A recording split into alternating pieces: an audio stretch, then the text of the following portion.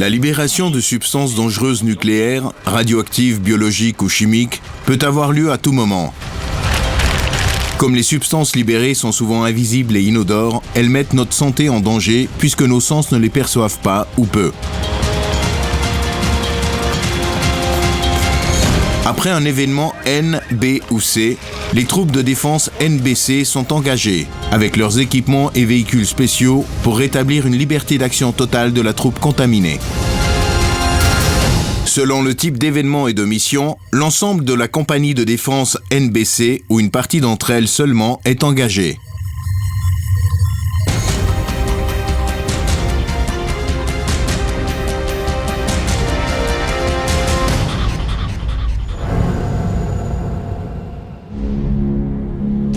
En cas d'événement N, B ou C, il s'agit d'explorer et de découvrir au plus vite la source concrète de la propagation et de la contamination. Après une libération de substances radioactives, des véhicules de radiométrie de l'armée peuvent rapidement parvenir dans le secteur d'engagement et obtenir des résultats sur la présence et la propagation d'une contamination radioactive.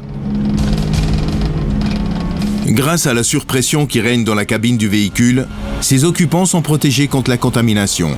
Au moyen d'appareils de mesure et de dosimètres individuels, ils peuvent contrôler leur propre absorption de radiation. Il est aussi possible d'effectuer une radiométrie aérienne avec un hélicoptère. Sur la base des données ainsi obtenues, il est ensuite possible d'établir des cartes précises des dangers qui permettent de faire des déclarations sur le type de radiation et sur les substances libérées. Le véhicule d'exploration NBC peut être utilisé pour repérer les contaminations N, B et C. Il peut effectuer des mesures, marquer la zone contaminée et faire de petits prélèvements sans que l'équipage ne doive sortir du véhicule.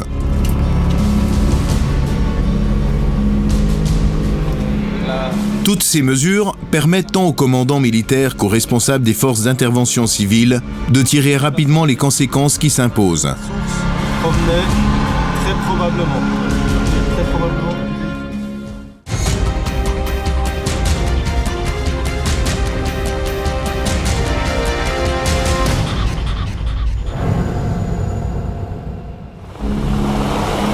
Des militaires munis d'un équipement de protection spéciale et disposant d'une formation ciblée sont engagés pour pouvoir faire des prélèvements si possible près de l'emplacement le plus fortement contaminé. Ils peuvent aussi travailler à l'intérieur de bâtiments et dans des locaux souterrains.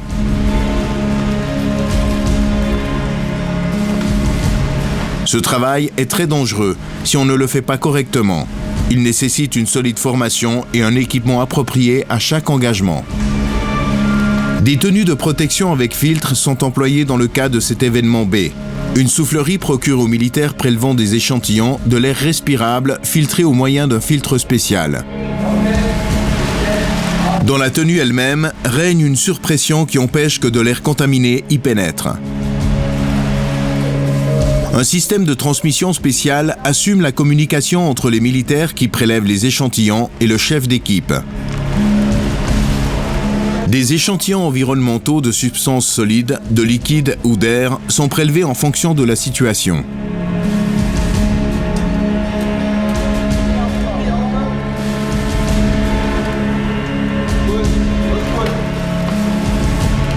La quantité correcte, l'emballage adéquat, un marquage et un procès-verbal sans faille des échantillons NBC et le cas échéant le stockage correct jouent un rôle essentiel.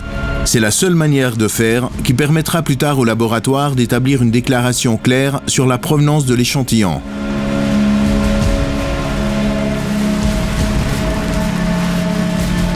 Un couloir dit de décontamination est mis sur pied au moment de quitter la zone contaminée. Des personnes, mais aussi des appareils, y sont décontaminés après l'engagement. Les échantillons emballés doivent d'abord être décontaminés extérieurement avant de pouvoir être stockés ou transportés.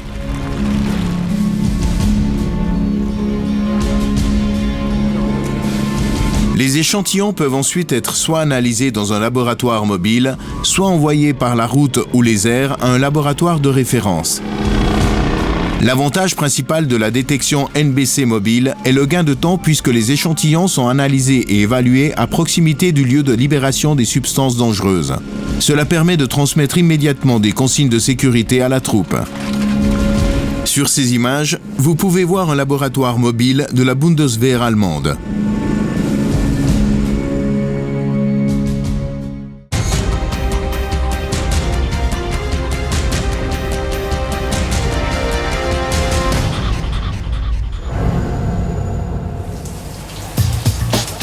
Après un événement NBC, il s'agit de décontaminer minutieusement et le plus rapidement possible les personnes et véhicules contaminés. Pour ce faire, on utilise le système de décontamination NBC approfondi.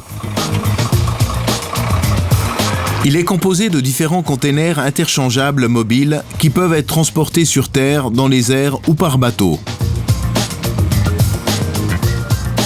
Ce système dispose également de matériel logistique qui permet une exploitation autonome pendant 48 heures.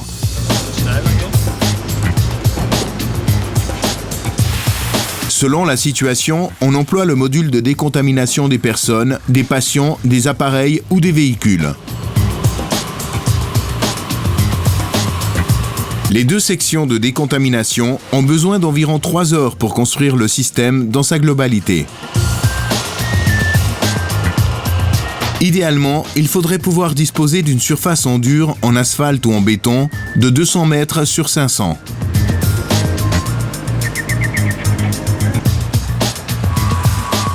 Une station météo est installée à proximité afin de prévenir tout changement de vent qui pourrait mettre en danger la troupe. Elle permet de déterminer la direction du vent et enregistre automatiquement les données météorologiques. Les modules individuels de la place de décontamination NBC et les secteurs d'attente pour la troupe peuvent être placés correctement en fonction de ces informations.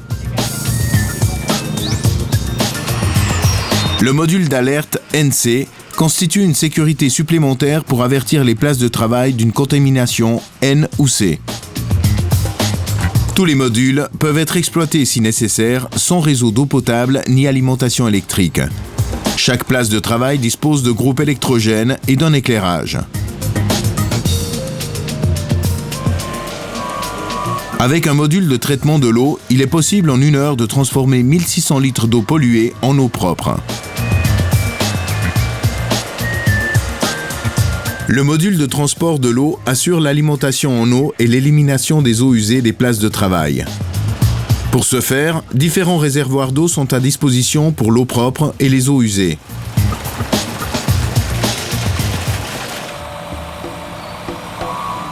Les conteneurs 23 et 24 sont en charge de la décontamination NBC des personnes.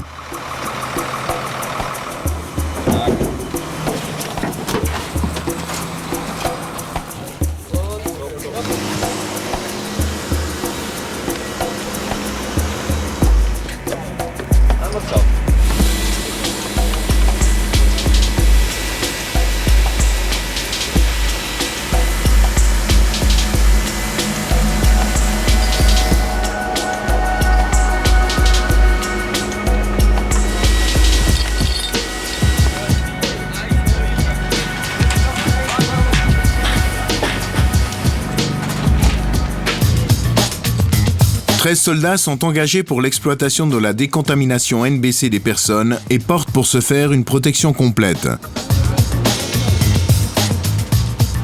Les personnes sont décontaminées l'une après l'autre dans un couloir de décontamination.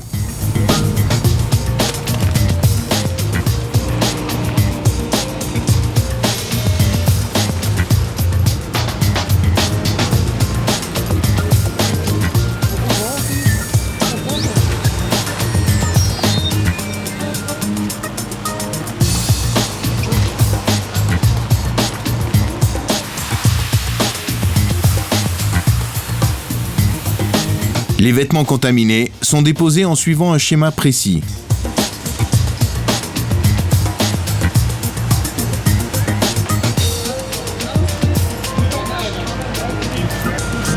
Le masque de protection NBC ne peut être enlevé qu'à la fin des opérations.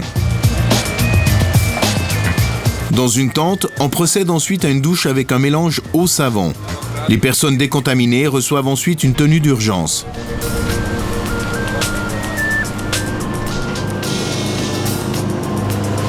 Jusqu'à 50 personnes par heure peuvent être décontaminées de cette façon.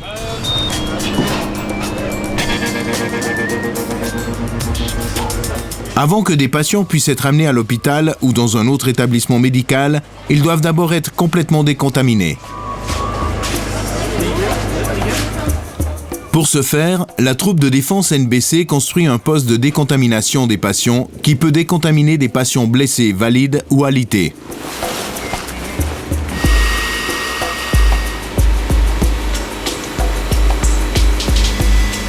32 militaires, dont une moitié de soldats sanitaires, sont nécessaires pour son installation et son exploitation.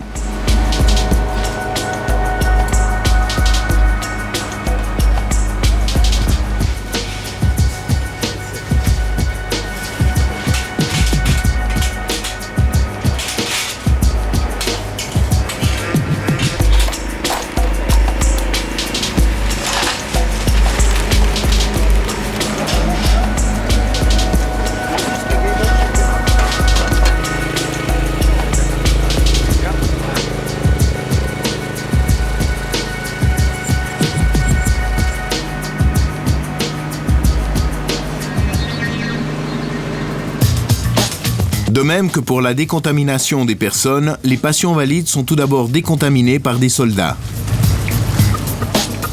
Selon la gravité des blessures, les patients ont besoin d'un soutien par des soldats. Des soldats sanitaires soignent les plaies et s'occupent des changements de pansement. Ensuite, les patients sont douchés avec un mélange eau-savon.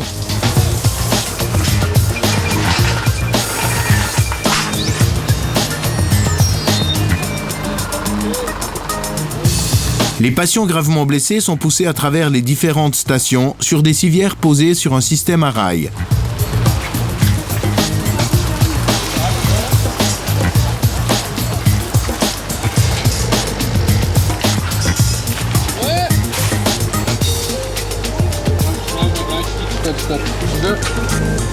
Une fois les vêtements contaminés du patient enlevés, ce dernier est désinfecté au moyen d'une solution diluée. Il s'agit de procéder toujours prudemment en prenant garde aux blessures.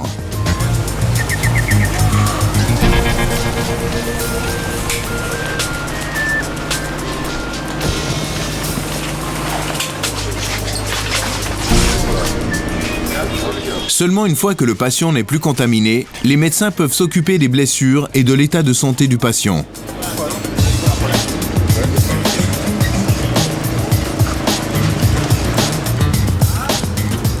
Les appareils, par exemple des armes qui étaient utilisées dans le secteur contaminé et qui pourraient être entrées en contact avec la substance dangereuse, sont décontaminés au poste de décontamination des appareils.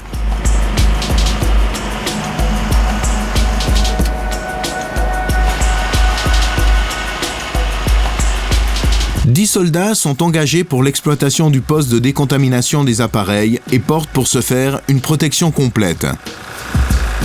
Tout d'abord, les appareils sont aspergés avec un mélange eau-mousse de décontamination. Ils sont ensuite rincés à l'eau claire. Pour terminer, les appareils sont séchés avec de l'air comprimé. En 1 heure, il est possible de traiter ainsi une surface allant jusqu'à 150 mètres carrés.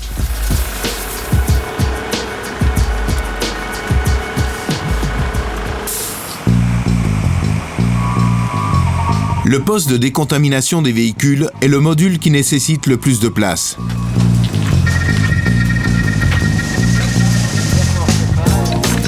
Des bassins de réception sont construits avec tuyaux et feuilles de plastique pour protéger le sol de l'infiltration des eaux usées.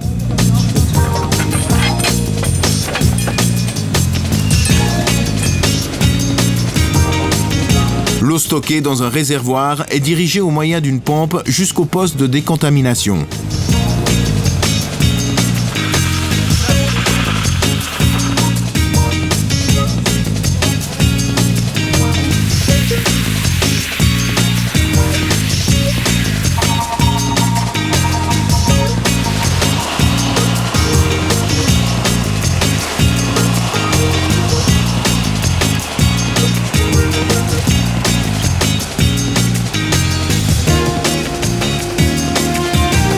Un véhicule contaminé est nettoyé en 3 étapes.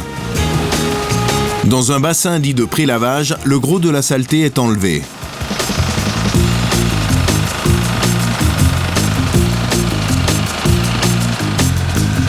Le véhicule est ensuite minutieusement décontaminé dans le bassin de nettoyage principal au moyen d'un mélange eau-mousse de décontamination. Pour ce faire, il faut laisser agir la mousse pendant environ 30 minutes.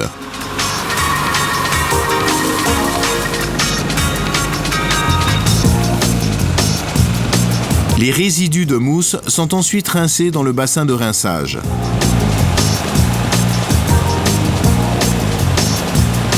Les eaux usées produites par la décontamination sont collectées et préparées à être éliminées correctement.